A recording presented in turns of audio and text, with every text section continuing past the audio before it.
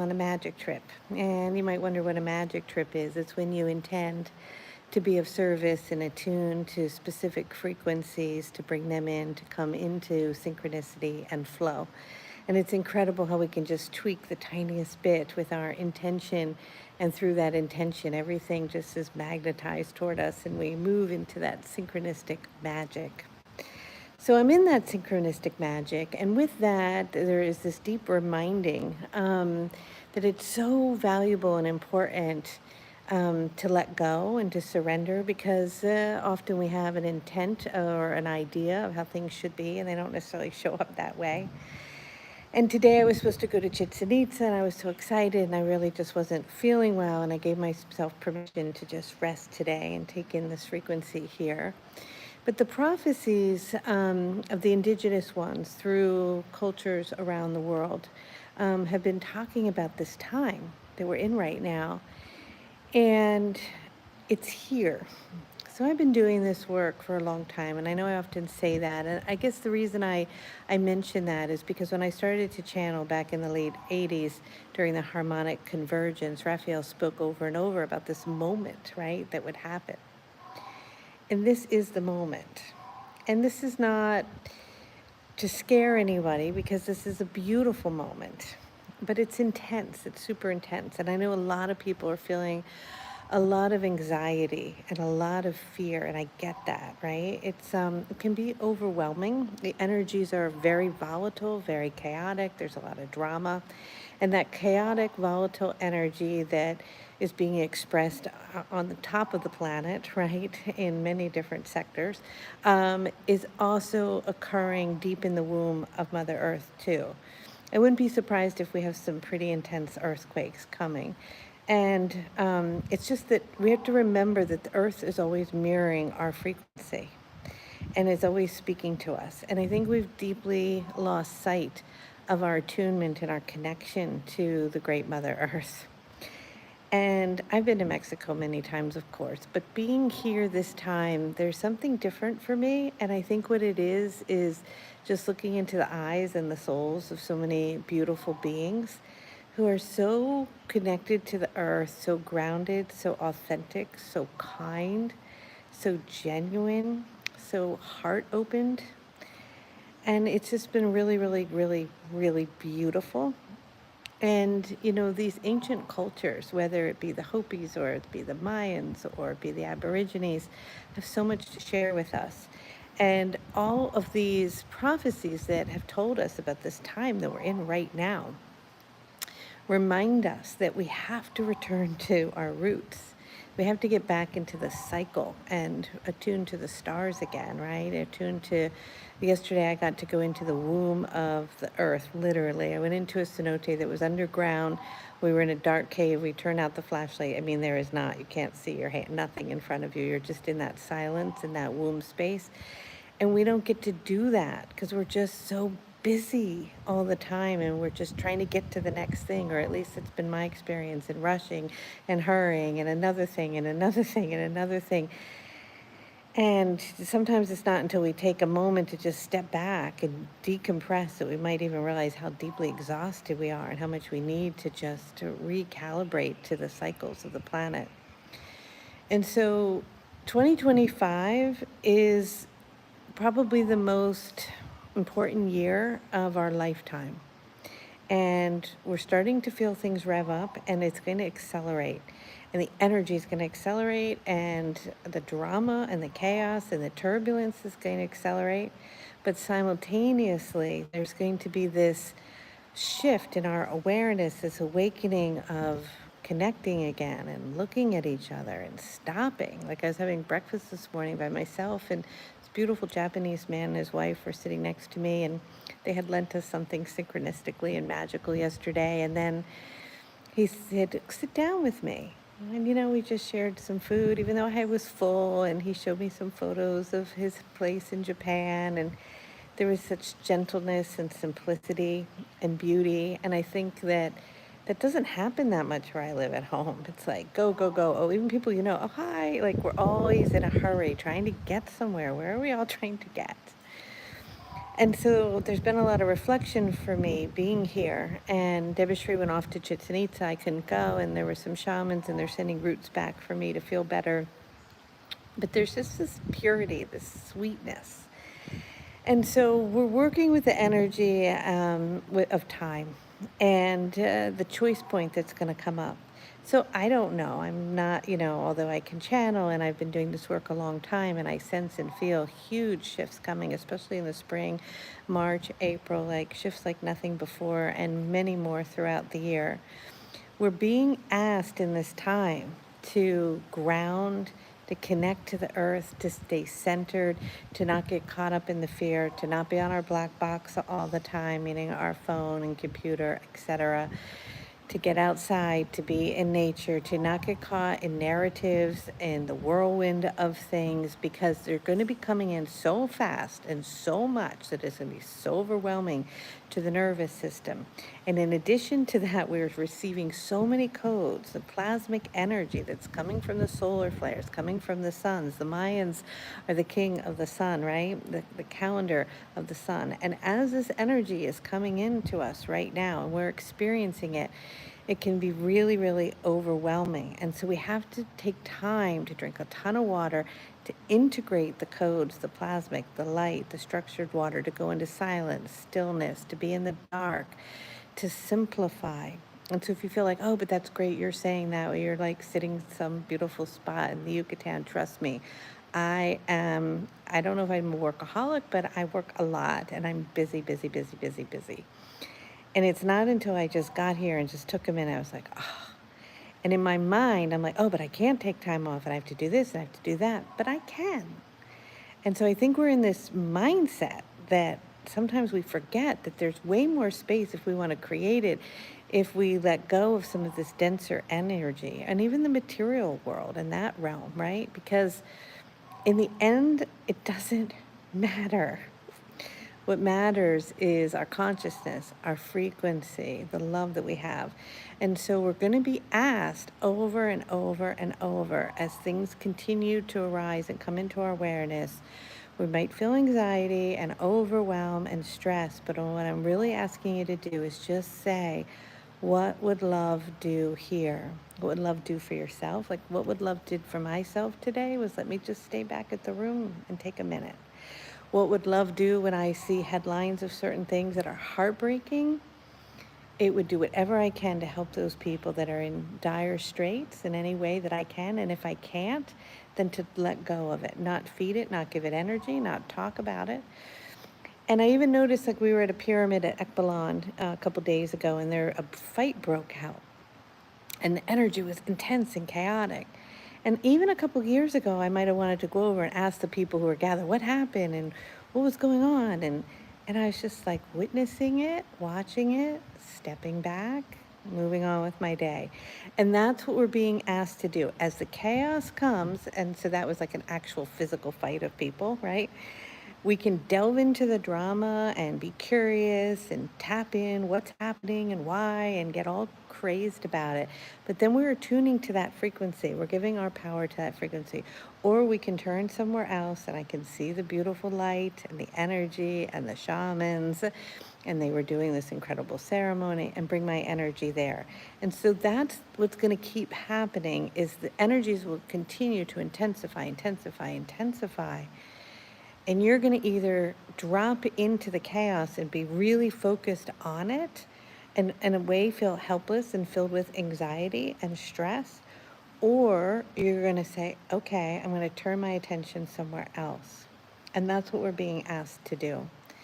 So Spirit has brought everything to me and lined up so much magic and synchronicity and beauty for me to be here in this moment and to tap into this frequency. And what I've been receiving in my downloads and from Raphael and the beings is this critical moment that's going to come up. We're calling it the choice point. And it's not just about choosing love over fear. It's not just about choosing the chaos or the simplicity or the stillness or the breath. It's about also really shifting our perception and our lens and our values and and really looking at things totally differently. It's going to be asking us to perceive in a whole new way. And we're going to be inundated with, how do I explain this to you guys? Scenarios, I guess would be the best way. Narratives that will be very intense and distracting. And it will be easy to get caught in them. And those narratives and that intense energy with it will keep giving you an opportunity to drop into something that Raphael calls the artificial timeline versus the organic timeline. And so, and there's no right or wrong answer here, and there's no judgment, right, about where you go or what you choose to do. But I believe that if you're here, you're here for a reason right now. And you're on this planet because you were brave enough and courageous enough to come and to be here during this time. And we've heard about it for so long, but to be in it is really exciting. And I know sometimes it feels scary, but it's also really, really exciting. And it's our opportunity to walk our talk, to be true to who we are, to speak our truth, to be authentic, to be real, to like look really in the eyes of people and say hi, or to notice if they're doing something, like how could I really just like honor them in this moment, or recognize them, or appreciate them. Or I'm in my own little bubbled world, like hurrying over to do something and down looking in my phone and not even seeing everything around me. So part of the artificial timeline is our phone. And I know I'm on my phone right now, holding it up, talking to you, because it is this incredible avenue for connection and communication. But it's really important to get clear on what it's for, and not to like go down into the rabbit hole, because it can be incredibly addictive. So one of the gifts that we're going to receive, because our entire being is shifting and we're changing on a deep cellular molecular level, our DNA is shifting. We are literally evolving as human beings in front of our own eyes. Not so easy to see, but we are. And I know we can look at and see that consciousness is, that there's so much duality and polarization and sorrow and fear and pain and hatred and division, and I get that. But there's also so many people on this path doing this work, who are meditating, who are chanting, who are loving each other, who are in ceremony, who are in community, who are on magic trips, who are doing grid work, who are connected with the water, who are loving one another, who are focused on service and purpose for the planet and for humanity. Like so many people. Back in the 80s, when I started to channel, nobody was doing this work. Not nobody, but maybe the percentage was like 2%. And it's like 50%. I mean, it's so many people, and everyone we've tapped into here today. So kind, so loving, so tuned in. Because we can all feel the frequency. We can all feel the change. We know it's coming. And I know it's a lot, but I'm just inviting you guys to just trust. Trust in it, because you signed up. You decided to be here. You've got front row seats to this whole thing, you guys. You're just right there, right? And it's a beautiful play. So I'm going to be going to Palenque, and I am going to be accompanied by traditional, beautiful Mayan shamans to have very sacred ceremony. We'll end up in Mexico City on the full moon, which is 52 days after the winter solstice, which is a very sacred number in the Mayan tradition. Of course, synchronistically, our calendar worked out that way. I will get online and do a special activation for you then. And while I'm here, I'm attuning to this choice point light code and bringing this light in to share it with all of you. So I just wanted to pop in and say, I love you, and you got this. And if you're having a total meltdown, just take a nice deep breath. Remember, you're eternal. Whatever's going on right now, it will pass. And we're only here for this little blip, and then we're on to the next thing. And attune to the beings. They're really strong right now. The galactic energies, I call them sometimes, they're the crew. The crew is present. And the galactics are just as strong and present right now as the indigenous frequency. And it's the merging of these two that we're working with right now. You know, the jaguar is here and the Yucatan is so powerful, so intense. It's like, oh, right? You've got that power center. You've got the womb of the great Mother Earth opening up her cenotes, the sacred structured water for us to drop into. And then we have the stars and the Mayan calendar, right? And the moon and the sun and the galactic beings and the galactic core and the codes coming in from the celestial heavens and the sunlight and the solar flares. And we are in between, right? We're in between that great Mother Earth womb frequency, and then above us is that celestial energy. And when we look around and travel to all these incredible Mayan temples, you know, those living temples are conduits between the galactic beings, the seeding of this profound information, and the waters that run beneath them, right? The structured waters of the purity that run and create a conduit of energy that opens up the pyramids to the stars. But we also are the living temple, not just the pyramids ourselves. We're the living temples. And the energy is flowing through us. And that's why sometimes we might feel like exhausted or just overwhelmed or even shaking, or you may having extreme, you know, ascension symptoms, ringing in your ears, your eyes getting red, dizziness, digestive problems. Yes, you may be having them anyway. I'm not saying that you shouldn't take care of your physical issues, but there's a lot of energy coming in, and it's going to wreak havoc on the body if we're not taking care of it and returning to nature. So just wanted to come in and remind you of that, tell you I love you. And that might seem weird, right, to say I love you. I'm just kind of talking out into nothingness. But I do love humanity. And I have faith in humanity. Sometimes I lose a little faith of certain things I see and hear.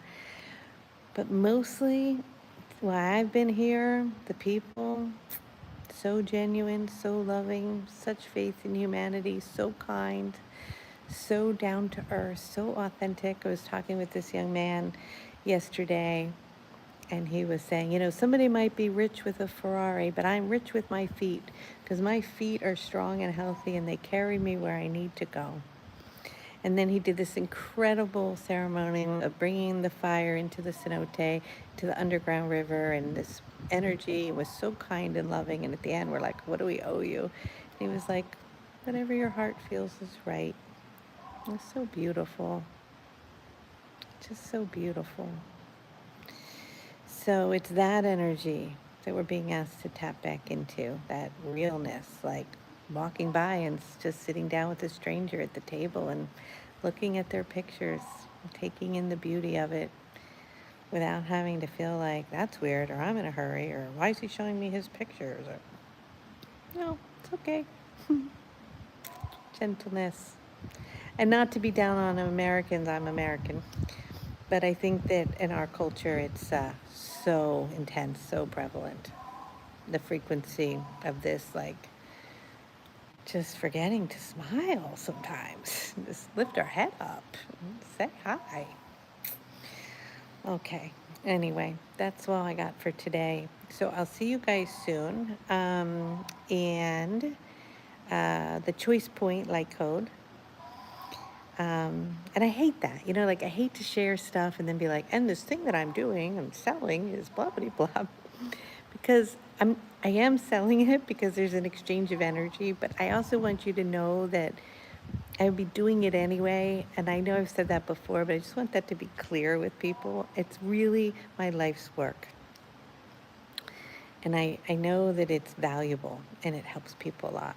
So it starts March 3rd. And what we're going to do is we're going to delve deep into these 9 layers beneath us, the 13 above, the galactic energies, the Mayan frequency, and we're going to be able to discern and recognize in our choices as they keep flooding in, how do we choose the organic ascension timeline versus the artificial timeline of a construct, a matrix, that we've been so conditioned to believe is real and true, that we're waking up to recognizing it's not true, it's an illusion. And how can we shatter those illusions while maintaining our center? So that's what we're going to be doing. And guess what? Synchronistically, this is so cool because I didn't see this at all. I threw out the date that would start March 3rd, right? Because I do a light code every other month. And it happens to end on the spring equinox.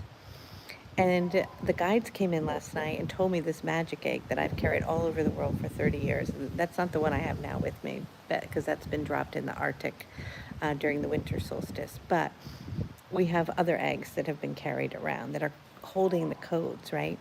And we've been asked, or I was asked last night, I have to do it, I'm going to do it tomorrow, to go into the underground cenote and to drop the egg. So there's these trees. This is so cool. So the tree, right, the root comes down and it just touches the layer of the cenote, like right at the edge of the water.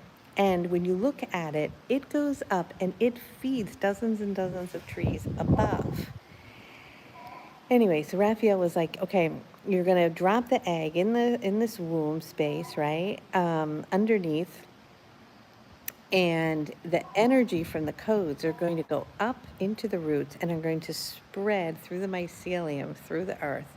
And then they're going to go up into Chichen Itza on the spring equinox, this frequency of these codes, which is this unified energy of pure love and intention with all the codes. And we're going to have the final activation during this choice point light code. Just happens to be the last day, March 20th, where we will align with the spring equinox that will be connected with the Mayan vibration at Chichen Itza, which is what's happening. So I don't know. I just love how it all unfolds. Oh, and we were talking to this Mayan shaman, and I can't pronounce the name of this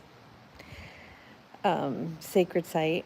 And I'm going to embarrass myself, but it's Teotihuacan. I'm just not good at pronouncing things, but you guys probably know exactly what I mean, right? And it's in Mexico City. And just the way our itinerary ended up, we didn't know this. We happened to be going there on February 12th, which is the 52 days after the winter solstice, which is this very sacred time. It also happens to be the full moon, and it'll be the last day of our trip, and it'll be the final frequency and activation. So I'll do something, I'll tap in and do a free event for you guys on that day to attune to the vibration.